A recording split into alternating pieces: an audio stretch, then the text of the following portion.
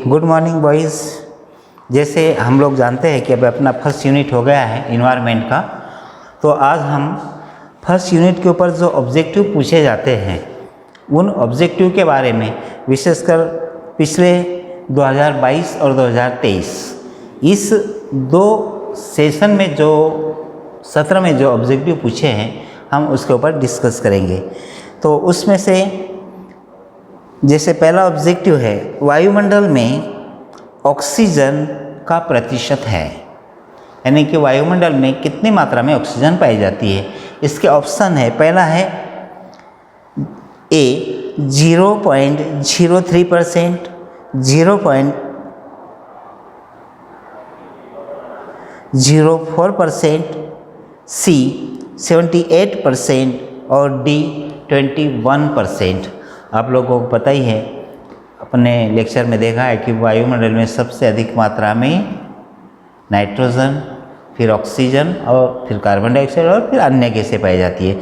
तो इसका सही ऑप्शन है 21%, डी वाला। ठीक, उसके बाद अगला जो ऑब्जेक्टिव है वो है, पर्यावरण शब्द किस भाषा के इन्वायरनर्स शब्द से बना है। पर्यावरण शब्द जो है किस भाषा के इन्वायरनर शब्द से बना है। ये ऑब्जेक्टिव आपको 2022 और 2023 दोनों बार पूछा हुआ है।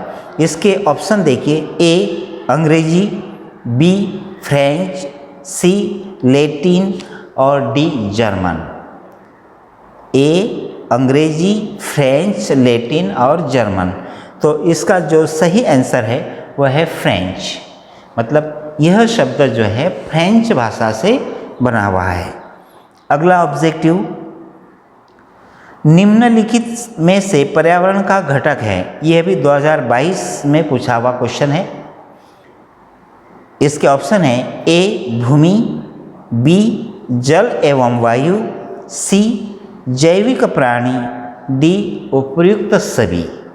यानी क्या कि जो पर्यावरण अध्ययन प्रकृति कैसी होती है, यानी कि पर्यावरण में कौन कौन से घटक पाए जाते हैं हम लोग पढ़ चुके हैं। तो भूमि भी है, जलवायु भी है, जैविक सामग्री है और उपरोक्त सभी, मतलब इसका सही ऑप्शन है आएगा डी, क्योंकि ये सारे घटक पर्यावरण प्रकृति में पाए जाते हैं।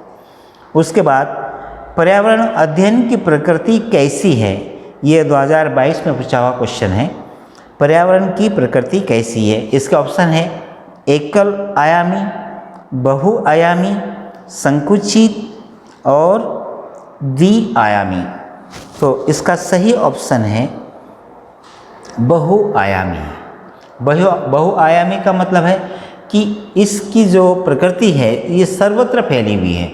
इन्वायरमेंट है, इन्वायरमेंट में सब कुछ आता है, इसलिए इसकी प्रकृति सर्वत्र फैली हुई है। अगला क्वेश्चन, इमारती लकड़ी का उपयोग होता है। यह क्वेश्चन जो है 22 में पूछा हुआ है, इमारती लकड़ी का उपयोग होता है।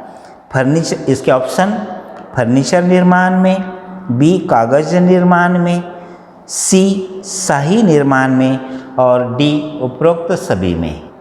तो इमारती लकड़ी का मतलब है कि जो हम भवन बनाते हैं, तो इसका सही ऑप्शन आएगा, आंसर आएगा ए फर्नीचर निर्माण में। अगला, सरदार सरोवर बांध स्थापित है। ऑप्शन, ताप्ती, महानदी, नर्मदा और गोदावरी। यानी क्या कि सरदार सरोवर जो बांध है वह इन चार नदी में से कौन सी नदी पर बना हुआ है। ताप्ती पर, महानदी पर, नर्मदा पर और गोदावरी पर। तो इसका सही आंसर आएगा सी नर्मदा नदी। ठीक, उसके बाद अगला क्वेश्चन है, विश्व का सबसे पुराना व मुख्य उद्योग है। ये भी 2022 में पूछा हुआ क्वेश्चन है, विश्व का सबसे पुराना और मुख्य उद्योग है। इसके ऑप्शन देखिए, ए खनन, बी कृषि, सी कपड़ा और डी इनमें से कोई नहीं। क्योंकि विश्व में सबसे पहले जैसे ही मनुष्य का विकास हुआ उसके बाद मानव ने सबसे पहले कृषि करना सीखा। या कृषि से अपनी अर्निंग सीखी, कृषि से भोजन प्राप्त करना सीखा। अर्थात विश्व का सबसे जो पुराना उद्योग है वह है कृषि, एग्री। ठीक है, तो इसका सही आंसर है बी, कृषि। अगला, विश्व में खाद्य समस्या का मूल कारण है। विश्व में, संसार में जो खाद्य समस्या है इसका मूल कारण क्या है या क्या हो सकता है? इसके ऑप्शन देखिए, वन विनाश, बी मृदा अपरदन, सी जनसंख्या वृद्धि और डी प्राकृतिक आपदा। ये वाला क्वेश्चन जो है 2022 में पूछा हुआ है। अब विश्व में जो खाद्य समस्या आ रही है, मतलब खाने पीने की जो समस्या आ रही है, इसका जो मुख्य कारण है वह है जनसंख्या वृद्धि। ओके, क्योंकि जनसंख्या बढ़ रही है, जनसंख्या पॉपुलेशन बढ़ रहा है, तो उसके कारण खाने की समस्या आ रही है। तो इसका सही आंसर आएगा सी, जनसंख्या वृद्धि। उसके बाद भारत की सबसे बड़ी नदी कौन सी है? आप लोगों को पता ही है, अपन ने एक्सप्लेन करते समय पढ़ चुके हैं कि भारत की सबसे बड़ी नदी कौन कौन सी है। तो एक चंबल, बी नर्मदा, सी गंगा, डी ताप्ती। भारत की सबसे बड़ी नदी इनमें से कौन सी है? तो सही आंसर है गंगा, सी। भाखड़ा नलगंग बांध किस राज्य में है? भाखड़ा नंगल बांध किस राज्य में है? ये क्वेश्चन 2022 में पूछा हुआ है और इसके ऑप्शन देखिए, उत्तर प्रदेश, मध्य प्रदेश, पंजाब और गुजरात। इन चारों राज्य में से किस राज्य में भाखड़ा नंगल बांध बना हुआ है? तो इसका सही आंसर है पंजाब, पंजाब में बना हुआ है। अगला, भारत में सबसे अधिक वन है। भारत में सबसे अधिक वन कहाँ पर पाए जाते हैं या किस राज्य में है, कहाँ है? इसका ऑप्शन देखिए, मानसूनी, टुंड्रा, सदाबहार और ज्वारीय वन। यह क्वेश्चन भी 2022 में पूछा हुआ है। यानी कि हमारे देश में सबसे किस तरह के वन पाए जाते हैं? तो वह है मानसूनी, क्योंकि मानसून आता है तो मानसून में बहुत सारी हर्ब्स, पेड़ पौधे, प्लांट जो है मानसून के ऊपर निर्भर करते हैं, पाए जाते हैं। तो इसका सही ऑप्शन है, सही आंसर है मानसूनी।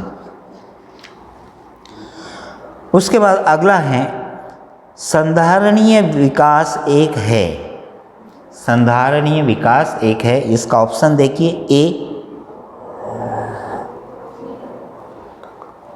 अप्राकृतिक प्रक्रिया, बी अप्रभावी, सी प्राकृतिक प्रक्रिया और डी सतत प्रक्रिया। जो संधारणीय जो विकास है ये सतत प्रक्रियाओं के द्वारा होता है, अर्थात इसका सही आंसर आएगा डी, सतत प्रक्रिया। अगला ऑप्शन देखिए, अगला क्वेश्चन, विश्व का सबसे बड़ा मरुस्थल है।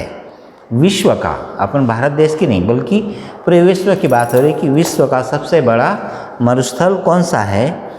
तो इसके ऑप्शन देखिए आप, ए गोबी, बी कालाहारी, सी सहारा और डी थार। यह क्वेश्चन 2022 में पूछा गया है और इसका सही आंसर है सहारा।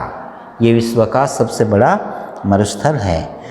अगला, गोंडवाना कोयला क्षेत्र कहाँ स्थित है? गोंडवाना कोयला क्षेत्र कहाँ स्थित है? ये भी 2022 में पूछा हुआ क्वेश्चन है। इसका ऑप्शन देखिए आप, असम, मेघालय, जम्मू कश्मीर और मध्य प्रदेश, छत्तीसगढ़। तो जो गोंडवाना क्षेत्र है जहाँ पर कोयली खदानें हैं वो अपने मध्य प्रदेश और छत्तीसगढ़ क्षेत्र में पाई जाती है। अर्थात ये क्षेत्र जो है गोंडवाना कोयला क्षेत्र जो मध्य प्रदेश और छत्तीसगढ़ क्षेत्र में स्थित है। गंगा का उगम स्थल है। ये भी 2022 में पूछा हुआ क्वेश्चन है। गंगा का उगम स्थल है, ए जमुनोत्री, बी गंगोत्री, सी अमरकंटक और डी गंगा। तो इसका सही आंसर है गंगोत्री। है ना। गंगा का जो उगम स्थल है वह गंगोत्री है। अगला, सूचना प्रौद्योगिकी की उपयोगिता है।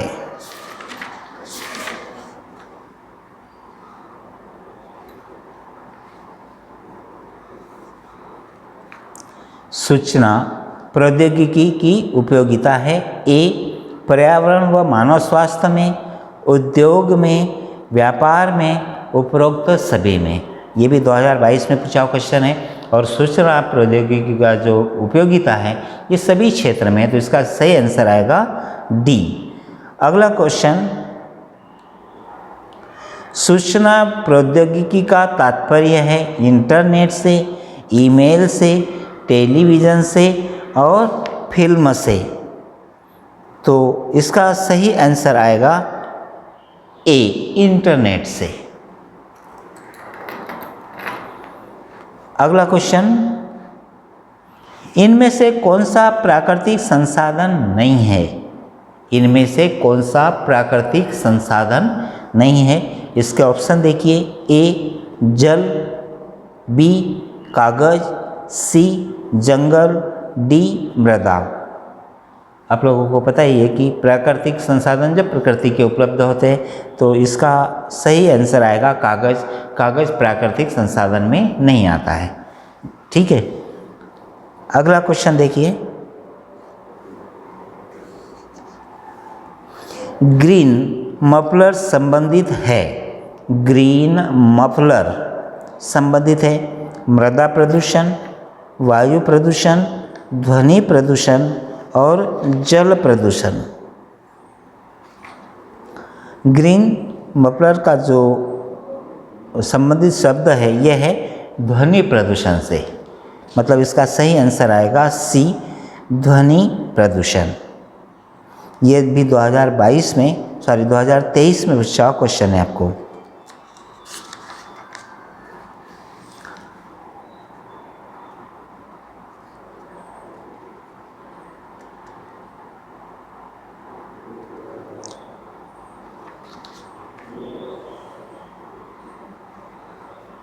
अगला, निम्न में से कौन सा पुनः चक्रित होता है? यानी कि निम्न में से कौन सा पुनः चक्रित होता है? इसके ऑप्शन देखिए। कागज, कांच, प्लास्टिक, ये सभी। मतलब ये जो घटक दिए हैं इनमें से रिसाइकलिंग होने वाले घटक कौन सा है? पुनः चक्रण मतलब रिसाइकलिंग होने वाला घटक कौन सा है? तो इसका जो सही आंसर है वह है प्लास्टिक, है ना। प्लास्टिक फिर से रिसाइकलिंग होकर नया बनकर वो उपलब्ध किया जाता है या रिसाइकलिंग उसकी होते रहती है। ये 2023 में पूछा हुआ क्वेश्चन है। अगला, कौन सी युक्ति मृदा के उपजाऊपन को बढ़ाती है? मतलब हमारी जो मृदा है, मृदा में उर्वरा शक्ति को बढ़ाने का काम कौन सी युक्ति करती है? इसके ऑप्शन देखिए। ए, फसल चक्रीकरण, बी, फसल, सी, बीज और डी, सिंचाई। मतलब ये चारों ऑप्शन में से पहला जो है फसल चक्रीकरण, यानी कि जो खेतों में फसल लगाई जाती है उसको रिसाइकलिंग करके ही लगाना चाहिए। अलग अलग फसलों को उगाने से उससे मृदा की उपजाऊ क्षमता बनी रहती है, बढ़ी हुई रहती है। अगला, ये भी 2023 में पूछा हुआ क्वेश्चन है। बायोस्फीयर रिजर्व प्रोग्राम का प्रमोशन किया गया। ऑप्शन है अनडेप, बी, यूनेस्को, सी, यूनिफ और डी, कोई नहीं। तो बायोस्फीयर रिजर्व प्रोग्राम का जो प्रमोशन है ये यूनेस्को मतलब बी, यूनेस्को से किया गया था। इसका सही ऑप्शन आएगा बी। अगला, रेगिस्तान में पाए जाने वाले पौधे को क्या कहते हैं?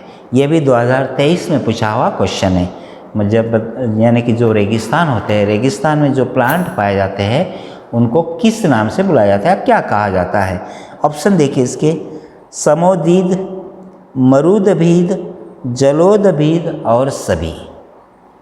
तो इसका सही आंसर आएगा बी, मरुदभीद। मरुस्थल, रेगिस्तान, मरुस्थल, मरोदभिद, यानी कि उसमें जो प्लांट पाए जाते हैं उनको मरुदभिद के नाम से बुलाया जाता है, कहा जाता है। उसके बाद अगला क्वेश्चन है, भारतीय पारिस्थितिकी के जनक है, यानी कि जो इकोसिस्टम है भारत के, उस इकोसिस्टम के बारे में सबसे पहले किसने बताया, उसको जनक कहा गया है। तो इसका सही ऑप्शन देखिए आप, ए ओडम, बी रामदेव मिश्रा, सी हेकल और डी कोई नहीं। तो इसका जो सही आंसर आएगा, ये 2023 में पूछा हुआ क्वेश्चन है और इसका जो सही आंसर आएगा वह है रामदेव मिश्रा। रामदेव मिश्रा को भारतीय पारिस्थितिकी के जनक कहा जाता है। अगला क्वेश्चन, अप्रतिक्रियाशील गैस का नाम है। अप्रतिक्रियाशील गैस का नाम, ए CO2, हाइड्रोजन, नाइट्रोजन और सभी।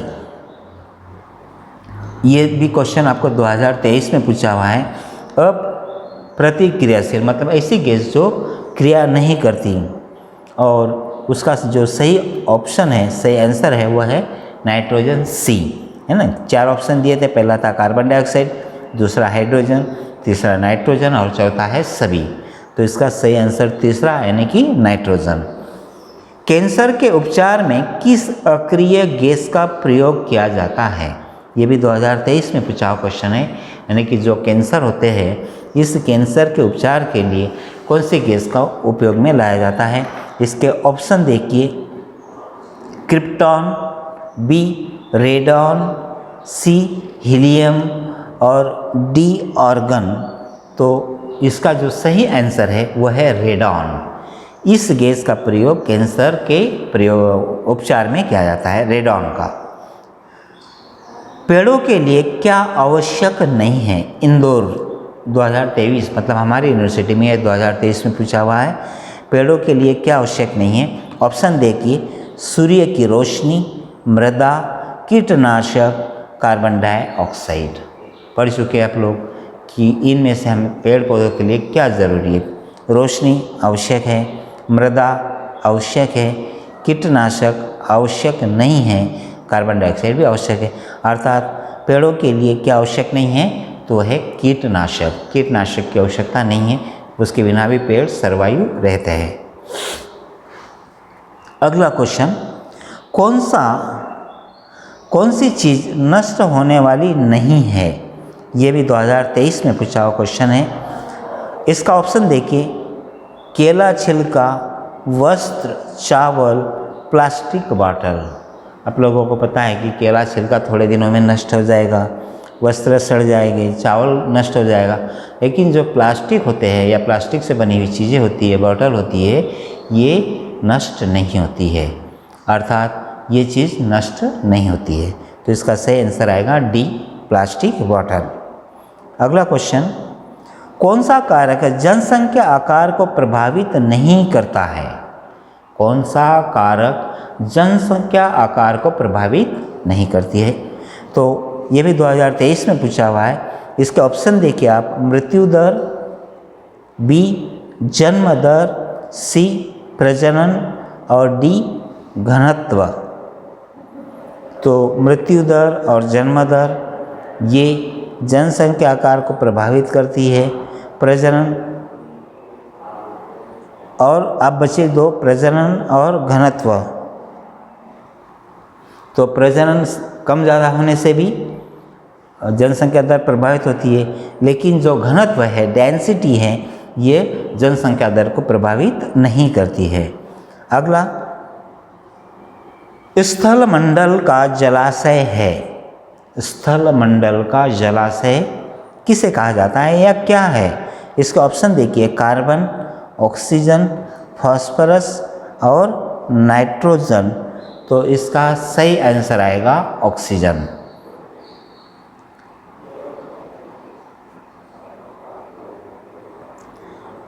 ठीक है, ऑक्सीजन स्थल मंडल का जलाशय कहलाता है।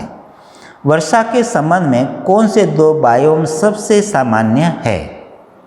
वर्षा के संबंध में कौन से दो बायोम सबसे सामान्य हैं? ए टुंड्रा एवं टैगा, बी टुंड्रा एवं मरुस्थल, सी वर्षा एवं सवाना और डी समशीतोष्ण एवं प्रेयरी। ये 4 बायोम के नाम दिए हैं। इनमें से वर्षा से रिलेटेड कौन सा बायोम है? इसका जो सही आंसर है वह है बी टुंड्रा एवं मरुस्थल। अगला ऑप्शन गौण वन उपज का उदाहरण है। गौण वन उपज का उदाहरण है, ये भी 2023 में पूछा हुआ क्वेश्चन है।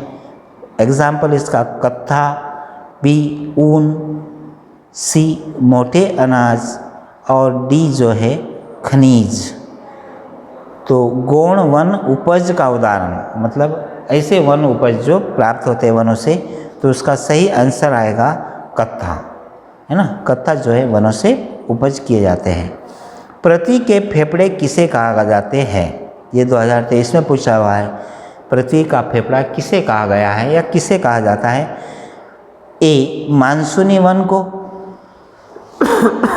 बी भूमध्य सागरीय वन को, सी टैगा वन को और डी भूमध्य रेखीय वन को। ये भी 2023 में पूछा हुआ क्वेश्चन है और इसका जो सही आंसर है वह है भूमध्य सागरीय वन को पृथ्वी के फेफड़े कहा गए हैं। भूमध्य सागरीय वन को। एक मुहाना है वह स्थान जहाँ नदी समुद्र से मिलती है, बी जहाँ नदी द्वारा मिट्टी जमा की जाती है, सी नदियों का परिवर्तन और डी एक गीला वृक्ष रहित प्रेयरी। मतलब एक मुहाना, इसका जो सही आंसर आएगा ए, यानी कि वह स्थान जहाँ नदी समुद्र से मिलती है, यानी कि नदियाँ समुद्र में जाके गिरती है, उस स्थान को एक मुहाना कहा गया है, एक मुहाना माना जाता है। तो इस तरह के ये भी 2023 में पूछा हुआ ऑप्शन है। मैंने सारे जो ऑप्शन हैं आपके ग्रुप पे डाल दिए हैं, फिर भी आप पढ़ लीजिए और यदि इसमें कोई दिक्कत होती है तो आप पूछ सकते हैं। ये फर्स्ट यूनिट के ऑप्शन हुए।